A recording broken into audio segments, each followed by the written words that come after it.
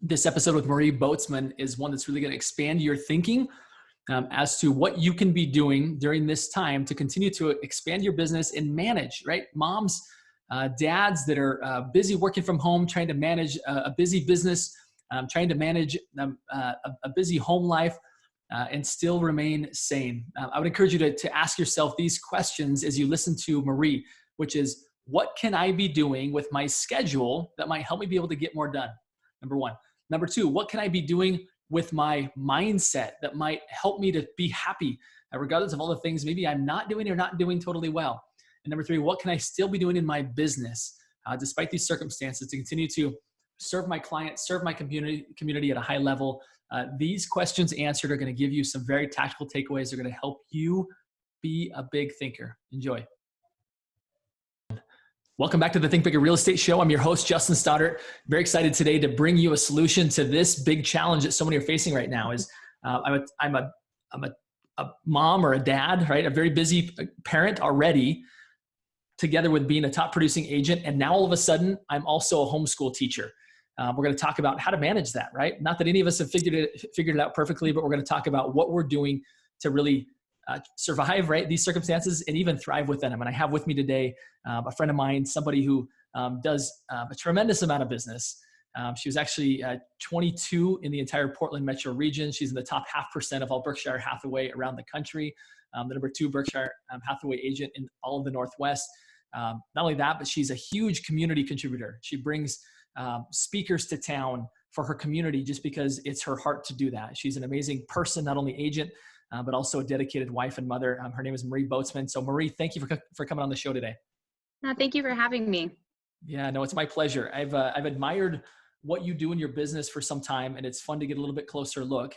Kind of talking about this community event a little bit. Let's go to that briefly, because I know there's a lot of people out there that always feel like I want to add even more value than just helping people buy or sell a home, right?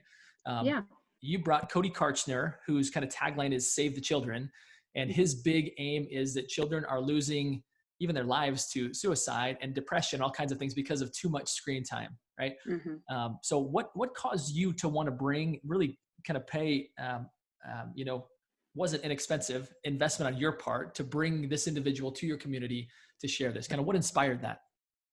Yeah. So his name's actually Colin Karchner. I think maybe his brother is who you knew. Right. So yeah, that's right. So Colin Karchner, #SaveTheKids. He is a phenomenal speaker, not only with children, but with adults. So I had the opportunity to hear him in Westland in fall of, it was 2018.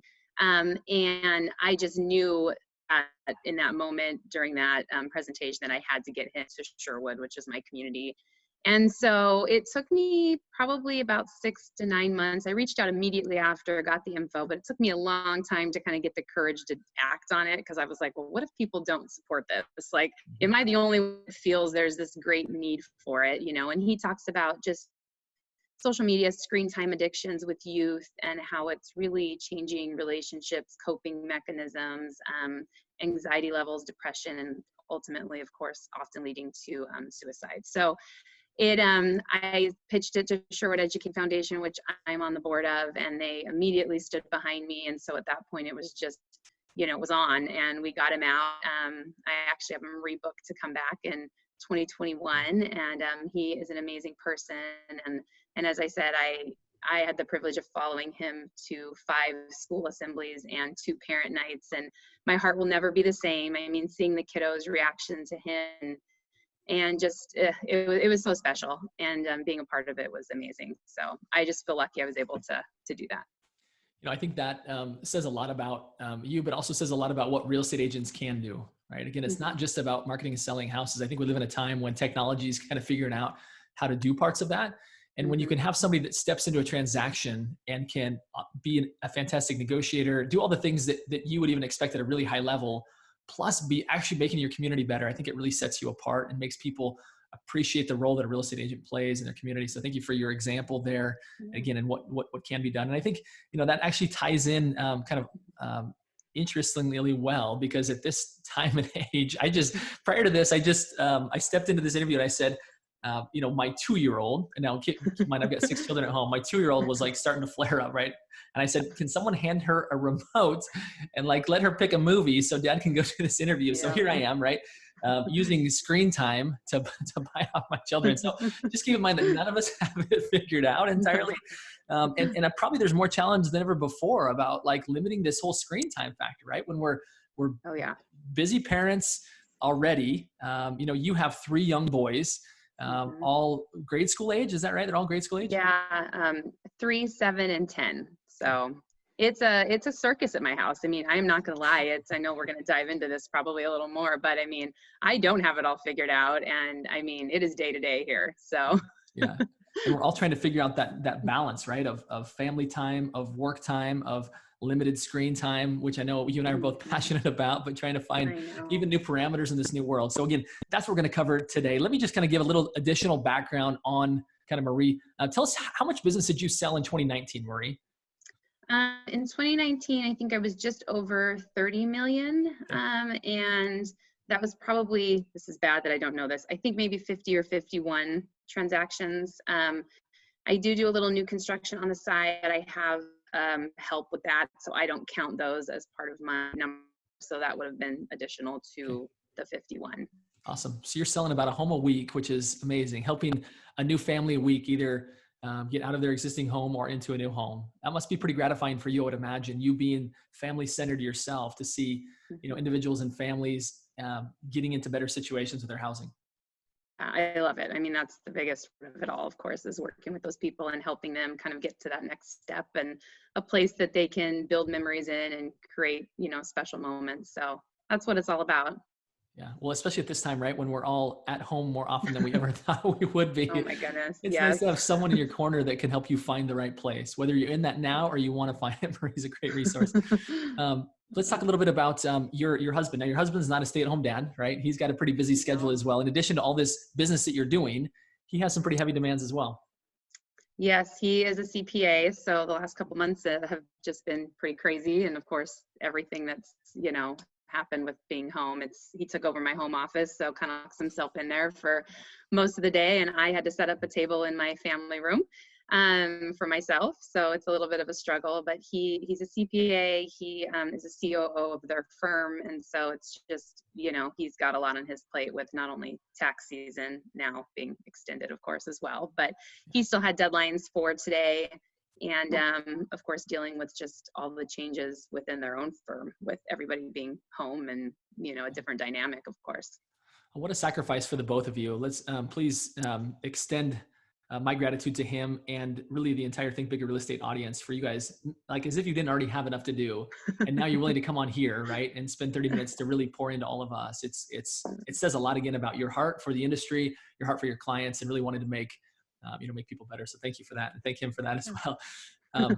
Let's talk a little bit about, again, in addition to all of that, I know you're somebody that thrives on fitness, right? We were just talking about, and you would have never have admitted this on the show, but I'm going to force you to, because I'm going to say it for you, is that we were just comparing mile times and she smokes me, right? She ran about 7-minute miles for 4 miles. And that's kind of like the dream that I'm headed towards. So thank you, Marie, for kind of showing up big in lots of areas, being a big thinker in all kinds of areas. Oh, gosh. So again, with all of that, now enter in, again, we've got COVID, where you've got additional even safety and health precautions within your existing business. It's not even like business as usual. In fact, I heard this morning on one of my calls, it's business as unusual.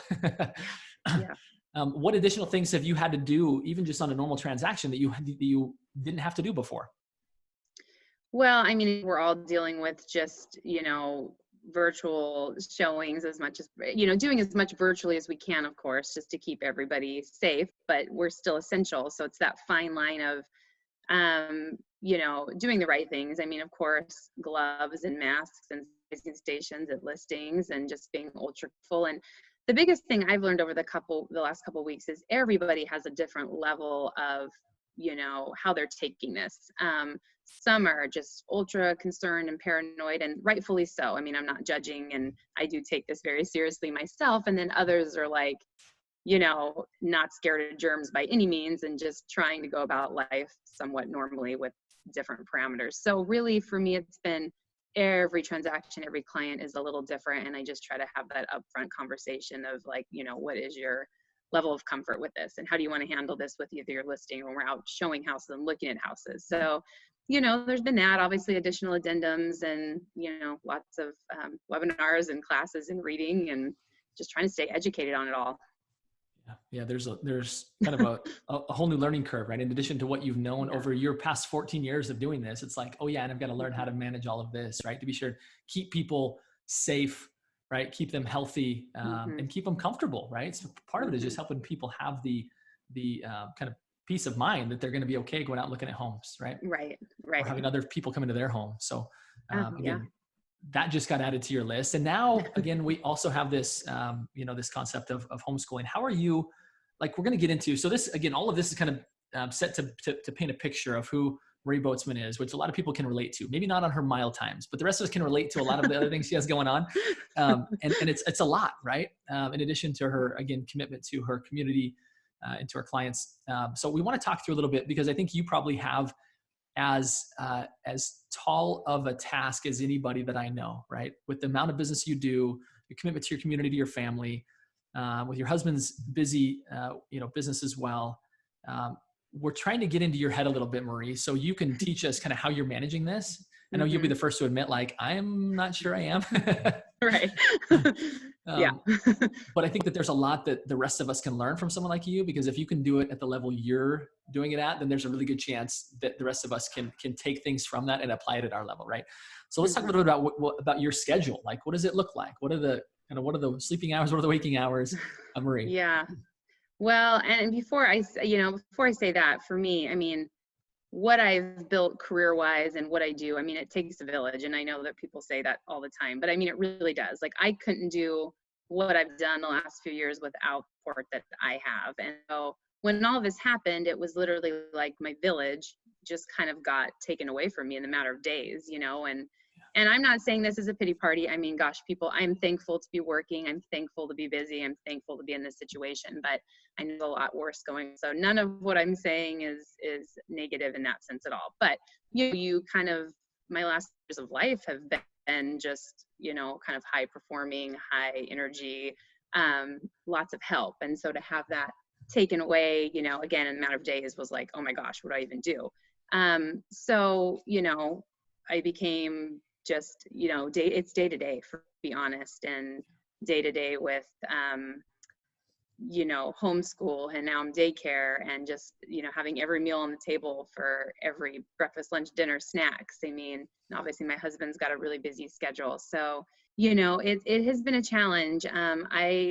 Prior to this all happening, I would get up at about 4:20, go work out at Orange Theory at 5 a.m. most days of the week, and then, stay up somewhat late after the kids went to bed to get some work done. And so I've kind of tried to stick with that same schedule to some degree, but instead of working out in the morning, I'm getting up, by 5 to work, so I can get a couple hours in before they wake up, and then it shifts to breakfast and helping them get started with their days. And the 7 and 10-year-old are somewhat manageable with activity, and you throw in the 3-year-old that, so I'm kind of running a daycare and trying to teach 5th or 4th grade and 1st grade. So, I mean, it's just a lot. So I saw a meme, I think last week, where it was like working parent trying to homeschool, and was like, they broke out your day in like 15-minute increments. And that is how most of the middle of my day feels sometimes.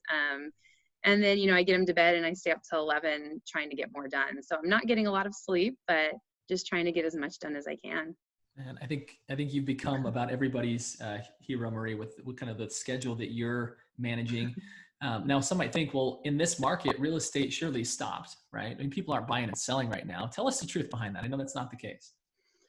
I mean, I've been just as busy as ever, and I don't know if it's, a combination of, I mean, first of all, I had the busiest January, February that I've ever had in real estate. And so I had a lot in escrow. I had more in escrow going into this COVID crisis than I've ever had this time of year before. So for me, just, my focus shifted to like, okay, let's get these things through closing so I don't have anybody homeless or in a hardship position. If that was the right thing for my clients, which luckily, thankfully, at this point, everything is closed. A few remaining that were new construction and escrow that I moved my buyers through. But You know, and then beyond that, I mean, I've still had new listings hitting. I showed, last week, wrote 3 offers for 3 different buyers. So I still have been busy, you know, and then you add in all the other hats now that, you know, we all are wearing, whatever regards that is, but, you know, it has created just a busier than ever environment. And, you know, I'm not thinking that this will be number wise the typical spring, of course. I mean, I'm not together what I would together had this been a normal, you know, March and April, but it is still busy. There are still people out there buying, there are still selling. And so it's taking it as it comes and trying to clients and, you know, whatever aspect that means for them. So like, needless to say, business has not stopped. Right? I oftentimes will see people like on Facebook, and this is no judgment at all, right? My heart goes out to these people because this probably isn't what they would prefer to do, but it's like, can anybody recommend another Netflix series? I've finished mine. And I'm like, what? I haven't watched a movie. I mean, I've not had time to. I know everyone's into Tiger King or whatever, and I'm like, oh gosh, I tried to watch one, I couldn't even do it. So, so let's talk about your mindset a little bit. Obviously, your schedule, you're burning the candle at both ends at this point, right? Typically, you've got some help, you know, with the kids. You've got them headed off to school or daycare. That gives mom a break to be able to do business and serve her clients and community at a high level. Now you don't have that. Like, does negative talk sometimes creep into your mind of like, I'm going to break. Like, I don't know that I can handle this. Oh yeah. I would say once a week, I probably hit a wall. And I really have to kind of pick myself back up and shift and really work on mindset. You know, actually this morning, I kind of started getting into that a little bit because I woke up and realized that, for me, it was 30 days ago today, I started a little kind of text group with a few agents. And so every day we kind of write to each other what we're going to do that day and try to put in something that's, you know, above and beyond for people. And so today was day 30 of that. And I woke up this morning and just, you know, started thinking about, gosh, if this all ended tomorrow, would I be happy with what I accomplished during this time? Seems really strange, but that's what was on my mind this morning. And my answer was no. Like, there's so much opportunity for growth and so much opportunity to do good and to change for the better. And I just felt this morning kind of heavy on my heart that, you know, I need to be doing more, which, you know, where do I find the time for that? But, you know, but I think that's hard. So this morning I started to get into this little bit of a sad, like, you know, perspective in a way. And I was like, okay, I got to pull myself out of this. Like, it's, you know, so I've been trying mindset wise to listen to podcasts, and I am really huge fans of Dave and Rachel Hollis, and they have a 90-day challenge going on right now where they're posting a weekly coaching session. And the first week was actually about mindset or perspective. The second week was about joy, and this week it's about habits. And so weekly they're doing these topics. And so, you know, mindset wise, I just keep trying to tell myself every time I get into kind of a negative place, you know, is that we get to choose the season. And I know that's going to look different for everybody, but, you know, I don't want life to happen to me. I want it to happen for me. So I need to focus on the things that are going to create results that I want. And so just trying to pull myself out of that and kind of think, you know, obviously there's a lot of hard times going on right now for people, and it could be a lot worse. And so I have to keep reminding myself of that, you know, there's a lot of good to be had and good to do. There's so much value in what you just shared it there, Marie. I mean, I think part of like what I'm extracting that I'll take away from our conversation today is just a self-awareness of like, okay, am I really doing everything I can? Right. One of my favorite quotes is it is not requisite that a man should run faster than he has strength. Right. And I think at times like this, where we find new strength that we never thought we had, but it's not wise to try and especially feel bad for things that we wish we could do that we legitimately can't fit in. Right. Right. And I think for you to have that self-awareness of like, wait a minute, I'm doing everything I can here. Right. Like, I really don't have time to be adding all these additional things, and at least be aware of that. And then go to a source of somebody who's really strong at pulling you out of that. Right. For you've found David and Rachel Hollis are people who can really pull you up and pull you out. And I would encourage people to kind of find, you know, a few mentors. The beautiful thing about the world in which we live right now is that you don't have to have mentors in person. In fact, you probably can't have mentors in person, right? You can legitimately have these great minds, these great big thinkers come into your life with a few clicks, and they can quickly pull you out. And so I love the fact Right. that you're again doing so much, but you're also self-aware of like when you start to have that guilt. Because one thing that a really productive life and happy life doesn't have room for is the guilt, right? The guilt doesn't do anything for us. And the Right. fact that you've kind of identified like, hey, I'm not feeling good right now. I gotta pull myself out of this. That's a powerful place to be in, to be able to be aware of that and be able to actually go find the source to pull you out. So, great Yeah, and I job. think I think self-care too. I mean, and that's gonna again look different for everybody, but whether that's listening to a motivating podcast or like you said, a leader that you look up to. But for me, it's like I have to get a workout in or I will not stay sane. I mean, so really carving out that time and making that happen, whether it's getting up earlier or fitting that in somewhere during the day. I mean, I have to for my own sanity. So I think for everybody, just finding something that is going to bring you joy in this time, and help you shift your mindset, because we could be in this for a little bit. Yeah. I think there's some light at the end of the tunnel, but I agree with you. Like I don't know that life will ever look exactly the same as it did before, and I think there's gonna be a lot of good that has come from this. I know for me it is, and I think that's probably part of the mindset strategy that all of us can have is like, what's the good that we're taking from this? Of course, there's all kinds of things that we want to go away, right? You don't want to be a homeschool teacher forever. I'm sure you love additional time with your kids, but playing that role, you'd rather play the mom role as opposed to the homeschool teacher role. Yes. And so I think there's lots of stuff that we quickly identify that, hey, I'm excited for this to go. I would also encourage all of us, and I'm really taking kind of stock of this, of like, what am I doing now that I've always wanted to do? Like reading to my kids at night. I don't know why this has caused that I should have no reason to do that, but I'm actually reading books to my kids at night. That's always been like pulling teeth for me, and I don't know why. Like going on walks with my family. Like I probably could count on one hand the number of walks we went on last year, which is again sad. But now we're going on like a walk a day at least, and it's so fun. So maybe some things are changing for other people as well, and I hope that starts to infiltrate your mindset as well, to really help manage this time where maybe we're feeling like a little overwhelmed, right? For sure. Let's talk a little. So your health, obviously, you've got to get a workout in. That again is good for the body, good for the mind. Obviously, we've talked a little bit about your role as homeschool teacher. Your kids are young, right? To where you probably now have assignments and curriculum from the school. It's more just kind of follow up and be sure they're staying focused, which I know is a full-time job. Yeah, and it's hard. I mean, my fourth grader, he's pretty self-managed. I mean, he's just kind of always been that child that you can give him a task and he will do, so he's fairly easy in that regards. He just gets done with it quickly. And then I'm like, oh, great. Now what? I actually emailed this teacher this morning and I'm like, we're finishing this in like 2 hours. Like I need more for him because I need to keep him very occupied. So, but then my first grader, I mean, that one's hard because that's just trickier. So I'm having to kind of stay on him a little bit more. And, kind of back to that screen time thing. I mean, I've never been a huge fan of, them learning and being on screens for all education. So this has really been a mindset shift for me too, because it is the only option right now, that we have. So I've been trying to print things out that they can print and then take pictures and back to their teachers to kind of balance that everything online piece. But, it's hard. And then I have the 3-year-old that's just a little tornado running around and bugging them and wanting to be involved, but it's just chaos. Yeah, chaos is a good way to put it. I can even hear and it's hard because, the other thing too, and I think others are probably struggling with this, is just, I'm spending the time trying to help them with their schoolwork. And so when that is done, I'm off trying to do my work stuff. And then at the end of the day, every day, I'm like, wow, I really didn't spend any quality time with them. I help them with their work. And then when my little one's napping, I'm 2 hours into my work because that's like good focus time.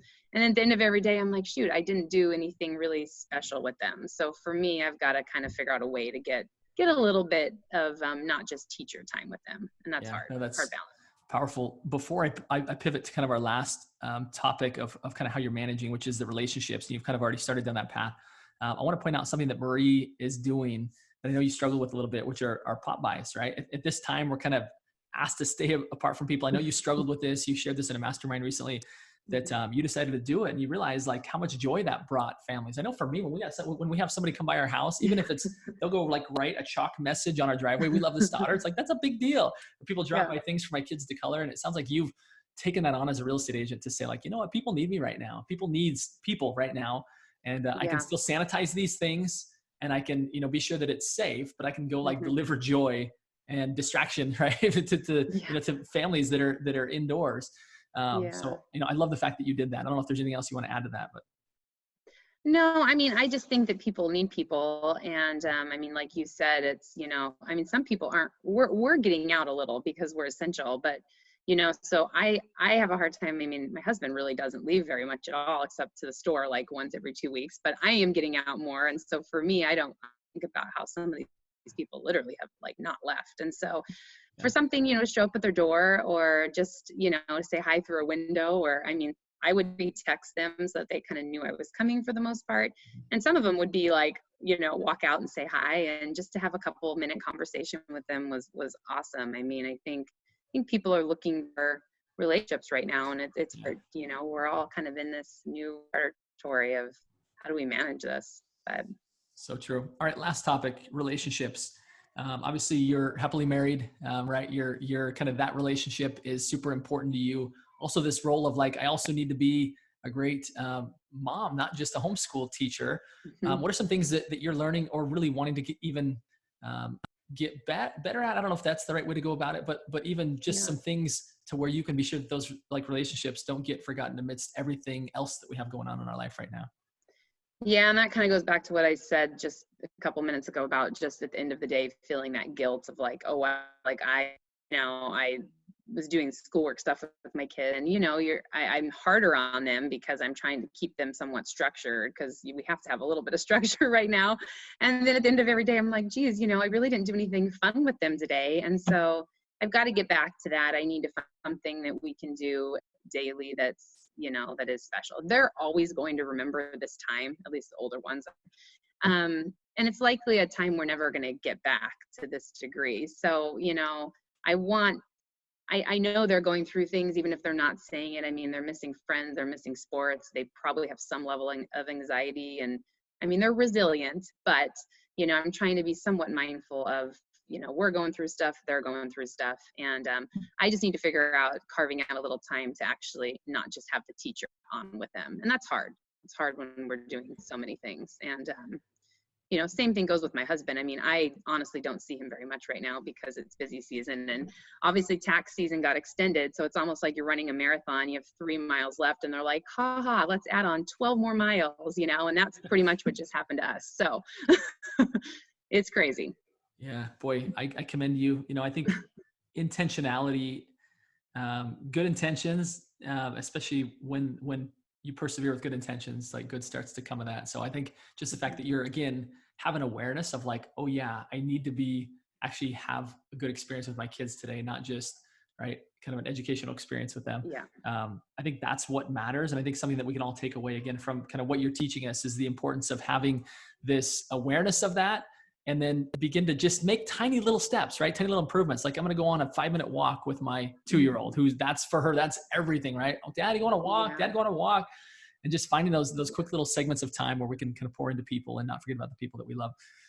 So great stuff, Marie. I can't thank you enough for taking time. And like, the one thing that you need more of right now, you've given to us. It's really been a gift to everybody that's listened, because it's given all of us hope that, hey, like, number one, we probably can do more. And number two, the fact that there's even when we're at the point of doing all that we can do, we ought to be not guilty, right? But guilt doesn't help. Guilt doesn't kind of fill that void. We really, be happy with what we're doing, be grateful for the circumstances that we're in, Yeah. do our very best, and be happy. I know, that's all we can do. I did forget to say something this morning when I was kind of in that mindset. I've been trying to do a gratitude journal daily, which is a big, Hollis company kind of thing that they promote. But I realized today, when I was kind of in that moment of like, there's so much more that I want to have accomplished by the time this is over. So my goal for today is to write a list of what that would look like. Like, at the end of this, what are the things that I want to say or feel that I have done? So my goal for today is to write that list so that I can start focusing and being more intentional with that list. So I don't So know. good. Yeah. And that Dave? doesn't take, and that doesn't take very long, right? To just have something beside your bed that before you sleep, write down 2 or 3 things that you're grateful for. That's probably a great way to start. If there's one takeaway that everybody has from this, right, it's go do that. So again, Maria, I want to thank you so much. Last question, really quick. What do you do to continue to be a big thinker? Like, something that you do to continue to expand your possibilities? You kind of shared the Hollis company, kind of your involvement in them. Anything you'd add to that? I think it's, and it's hard, it's time, right? But like I said, my goal for today is just to sit and carve out kind of what it would look like to accomplish the things that I want to accomplish at the end of this, quarantine period. So, that I think listening to podcasts, listening to your show, Justin, there's so much at our fingertips that we could be doing. I mean, I want to read books. I know that sounds silly. I have not had time to really read forever. So that's something on my list. I've only read about half of one since this all started. So I've got to get on that. But, I think just, keep your mind moving and going and, whatever that looks like, whether podcast, books, there's so many webinars and classes right now at our fingertips.